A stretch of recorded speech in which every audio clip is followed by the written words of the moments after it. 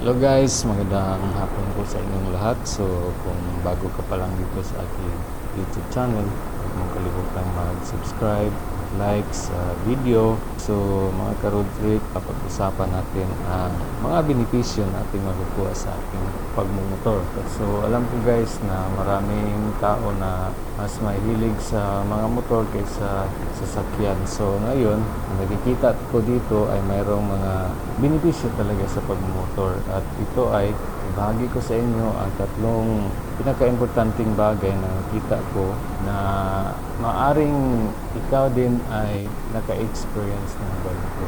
So ang una is mabilis na pagbiyahe. Of course, pag nagmotor ka, madali ka talagang makasingit, no? Especially during traffic time.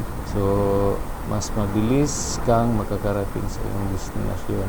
Makatutulong ito sa pag-iwas ng mahabang oras ng biyahe at sa stress dulot ng traffic. So ayun ang una guys. Ang pangalawa naman ay tipid sa gasolina, of course, kasi ating pagmumotor karaniwang mas matipid sa gasolina kumpara sa mga sasakyan na may 4 na gulong. Of course, tama yon. Dahil mas magaan ito at mas maliit ang makina, mas kaunti ang konsumo sa gasolina, kaya't mas makakatipid ka sa iyong pang-araw-araw na gastusin.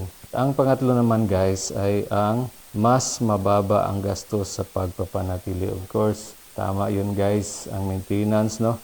Sa atin, sa pagmotor, ang mini-maintain natin ay yung change oil natin, yung mga gulong, mga kadena, at kung ano pang mga maintenance dyan. Ang mga gastos ay kadalasang mas mababa kumpara sa mga malalaking sasakyan. So, ayun guys, sabi ko kanina, kung bago ka pa lang dito sa aking channel, pag nakita mo to, please don't forget to like, share, and subscribe para magkaroon tayo ng community dito sa ating mga ka-road trip.